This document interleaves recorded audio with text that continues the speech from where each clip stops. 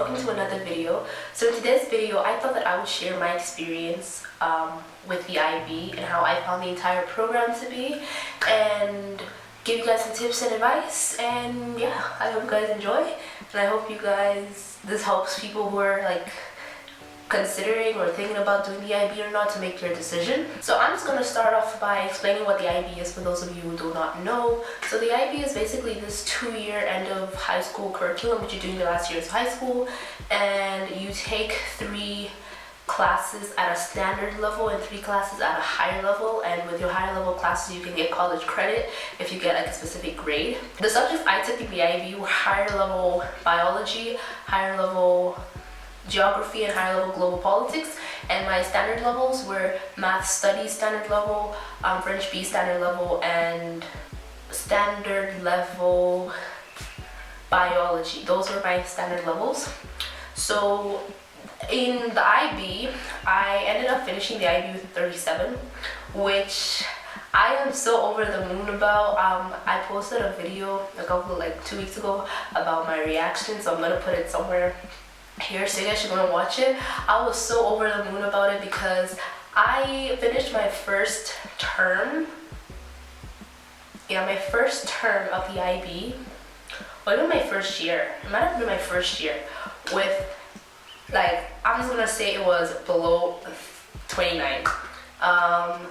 In my school, my peers are very, very smart, and I think I probably had one of the lowest scores in the entire year group, and so that was very disheartening. I know some people would say that like a 29, for example, is like a pretty good score, and I really guess it depends on who you are and like what is you want to do with IB. But for me, just knowing myself and knowing the people I was around at 29 or less than 29 was not a really good score in my opinion, so I was very like disheartened about that. So the fact that I finished with a 37, and I know there's been like a lot of controversy about the scores this year, but I genuinely believe that I was around a 37 because I was very, very close to my prediction. I'm so over the moon about, because I worked my ass off to get that 37.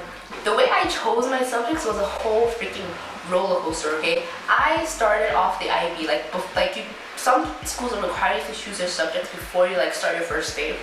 So on that first day, I literally started off with higher level economics, higher level biology, and higher level global politics. And my standard levels was math standard level, just math standard level, not math studies. Math standard level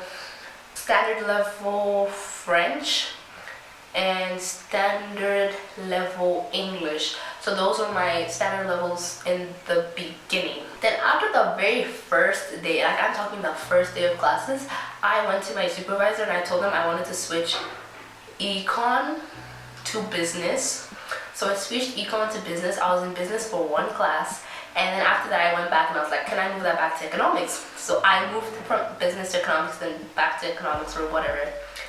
At the end of like the first 2 weeks, because in my school you're allowed to like move your classes around without anyone questioning you for like 2 weeks. So at the end of my first 2 weeks, I had higher level economics, higher level global politics, and higher level English, because I bumped my English up to a higher level and I dropped my biology.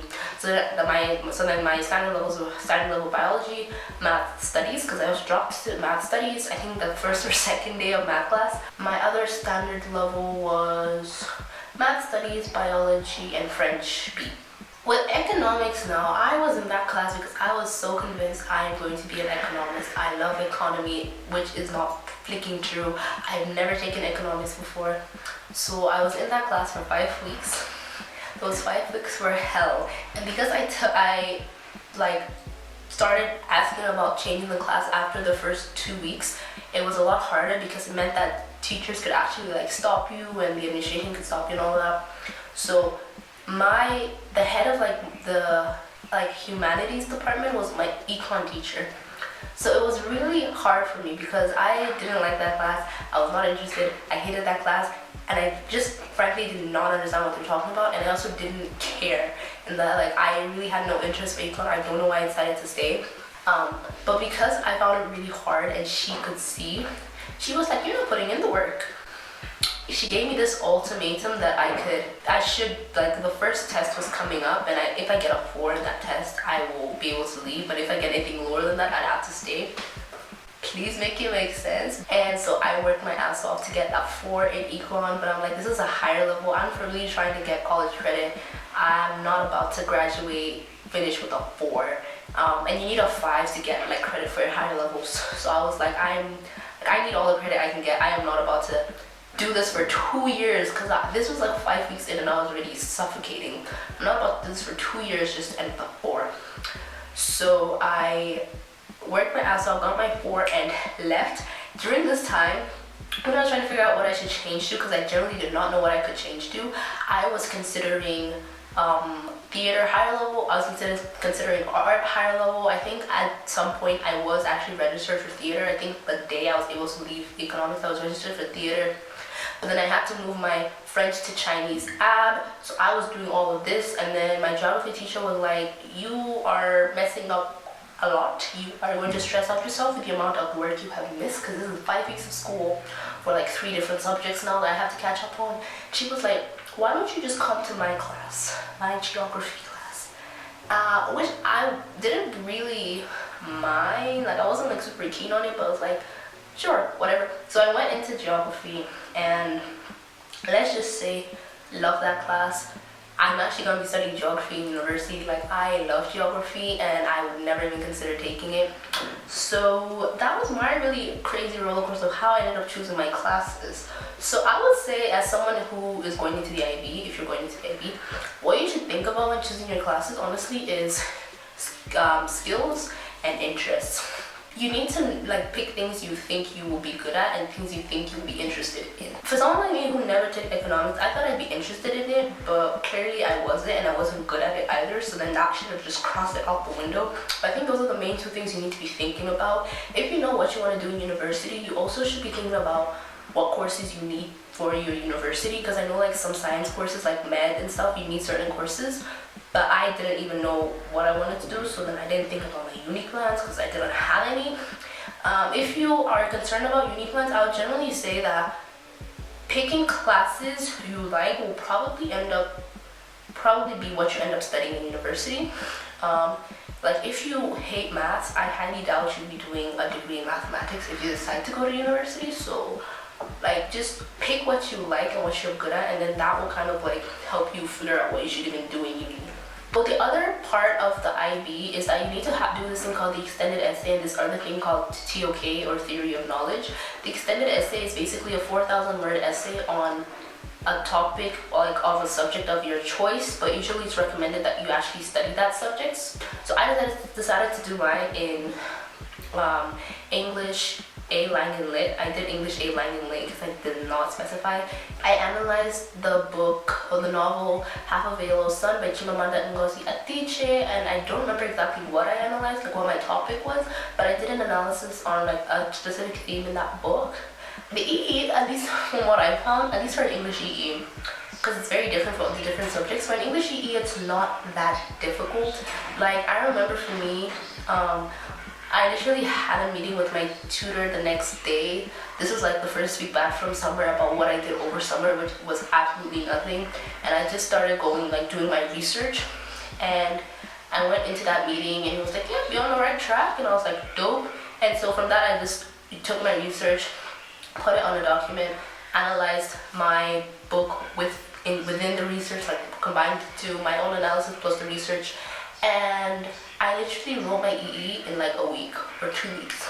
And I got a B in my EE, which for some people was terrible, but for me, like, I'm really okay with a B in my EE. English was not my strongest subject. I only did it because it was literally the only subject I felt like I could have done my EE in.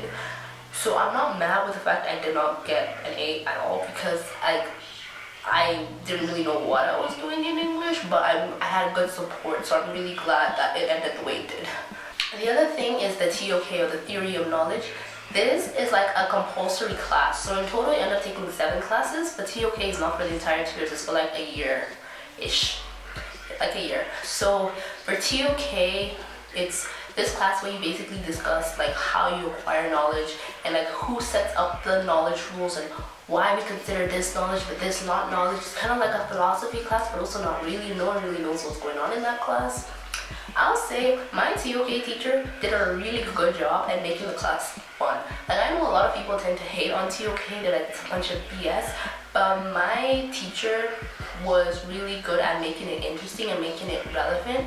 I think we spent a lot of time talking about knowledge and what that is, and not necessarily within the like limitations of TOK. Like, it was within the TOK guidelines, but we weren't using like the TOK terminology, and we weren't trying to think about it from a TOK like scope of perspective. So then that kind of made us appreciate just the thought process of thinking about where your knowledge comes from. So we did that, and so because of that, I had a lot of fun in my TOK class. In terms of the actual assessments, because in TOK you have to write an essay and you have to do a presentation. The presentation, I did it with a partner. I would highly recommend if you can do it with at least just one partner, so 2 people. Because with 2 people you get 20 minutes instead of 10 minutes if you were to do it by yourself, and 30 minutes if you do it with someone else. Or if you have 2 partners, then you have 3 people in your group, so they get 30 minutes. So it's basically 10 minutes per person. So I did it with one other partner, so we had 20 minutes, and I also thought like that was a good amount of time for us to talk about what we needed to talk about. And having a partner just also means you have 2 heads thinking about this topic you've chosen, which is kind of like hard to explain, because TOK is a bit tricky. Like, I still don't know exactly how TOK works, so it is a bit tricky. So having someone else do it with you, I think is highly recommended. For your essay, I would say that for your TOK essay, you should start early. Definitely start early, because it can get very confusing, and just use your teacher's guide as much as possible, and use your peers' guides as much as possible. Sometimes I found that like my peers were more helpful than my teacher, not because my teacher was bad, just because my peers were able to explain it from a student perspective, which helped me understand it a lot more. So use the help of your peers, because they probably know what they're doing more than you do, and they also know what they're talking about. So just use all the help you can get. But for your TOK essay, start early, honestly, because there's nothing cute about doing that initially. Oh, and the other thing for TOK, for the presentation and for the essay, there's a lot of exemplars that your school could provide and that the IB provides. Use those. Those help you a lot to understand like what you're supposed to have within your essay and presentation. So if you have access to those, definitely use those. There are some TOK websites which some people would not recommend you use a lot of. I personally used them because when I was writing my essay, my presentation, my scope, or like my TOK scope, like, you know, with the whole TOK terminology, was not really that developed. So using those websites was really beneficial for me to understand like what a way of thinking is, or a area of knowledge, to like understand those better than what my teacher tried to explain. So I would certainly suggest that you do that. So on top of all of this with the IB, you also have this little thing called CAS. CAS stands for Creativity, Action, and Service, and it's basically your extracurriculars. You have to reflect or show evidence of you like consistently doing some sort of extracurricular that falls under creativity, action, service. I think you need to have all 3.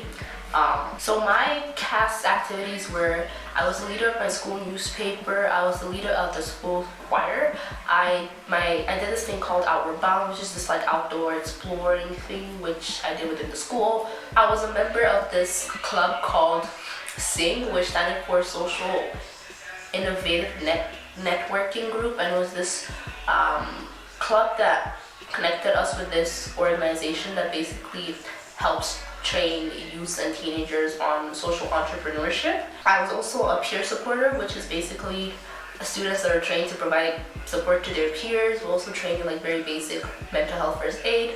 I was part of this thing called Hong Kong 101, which is for international students that are just like are new to Hong Kong. We go around learning about Hong Kong culture, learn a little bit of Cantonese here and there. I was also part of this thing called Amplify, and I was head of this a department that was trying to like organize like extracurricular programs within some less privileged schools or underprivileged schools in Hong Kong. So that was my experience with CAS. That's what I did for my CAS. I know that some schools don't have a lot of CAS activities. I was really fortunate in that my school had quite a lot of CAS activities for us to choose from. But you can literally make anything a CAS activity if you justify yourself. So you can literally, if you take photographs, that can be a CAS activity. If you make YouTube videos, that can be a CAS activity. In my school, we had a club for people just to work out. That was a CAS activity. Now that I've given you guys a rundown of how my IB experience went, I'm going to talk to you about how I feel about my IB, or how I feel about the IB, my general thoughts about it, my overall, thoughts on it. So personally, like I said, I started off IB on really shaky ground, but I was able to pick myself up. And so because of the things I learned during the process of IB and how I ended it, I really think it was a worthwhile program for me.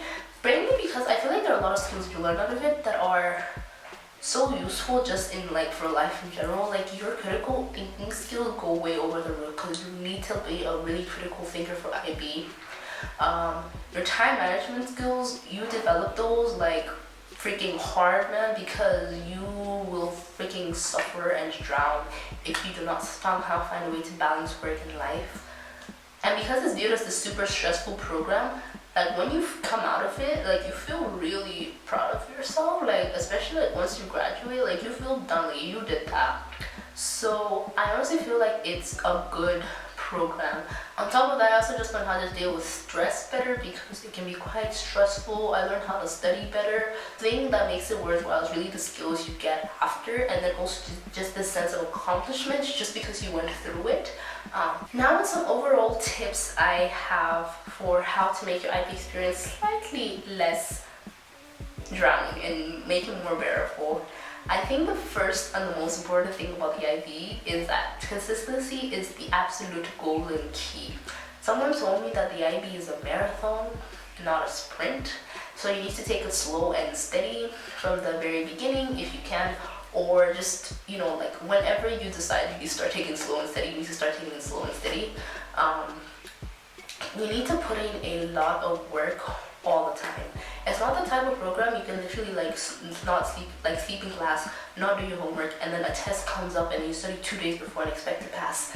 That's not, trust me, I did that once, that did not work out. You really need to put in your work. You really need to plan yourself, organize yourself. You need to study, review your notes you've made in class after class. You need to constantly come back to them and review them. You need to consistently keep up with your work so that when a test comes or when your exams come, it's not like you're dying with the amount of information you don't know. Because you've been doing it because you've been studying outside of class and being consistent with it, when exams come, you feel prepared because you kind of know that knowledge because you've been slowly taking it in. So consistency is honestly the biggest key and the biggest advice I can give you about the IB. You need to be super consistent with it to really do well. Another tip is start practice exams early. I started practice exams in my summer between my first year and second year, and that helped me. The second tip I would say is have study buddies.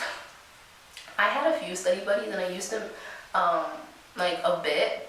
But I honestly feel like when I used my when I had study buddies, it was great because you're able to exchange information with other people, and having to explain something to someone makes you realize how much or how little you know about that subject, and then having someone explain something to you with different words or using different ideas that you might not be able to come up with or your teacher cannot is really good because it kind of just helps you learn better and more broad, and having this exchange of ideas is also really beneficial in just ensuring your own understanding and helping the other person with their own.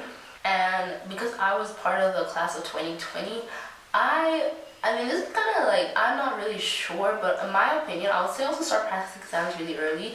I started practice exams in the summer between my first year and second year of IB, and that was just because it helped me understand how I should actually answer IB questions to get the marks, because not the type of IB isn't the type of thing you can write down the answer and get the mark. Like you need to explain it, you need to like do it in such a specific way that you actually get the mark. So learning those types of examination tools I think is really helpful. Now because I didn't actually physically write down my exams, I'm not so sure how that helped me, but I definitely feel like as the exams were approaching, I was not that nervous in terms of actually taking down the examinations because I knew how to take down the examinations because I've been practicing. Starting to study and starting to use practice exams is really, really useful. Sometimes your teachers have a ton, like my teachers had a ton, so you usually just go up to them and ask them, and it's great because they would like gladly give it to you, and it shows that you like have like an initiative to like work even more. So doing practice exams will like not bite you in the butt at all. So yeah guys, that was my experience with the IB. It was kind of a roller coaster. Would I do it again if someone asked me to? No.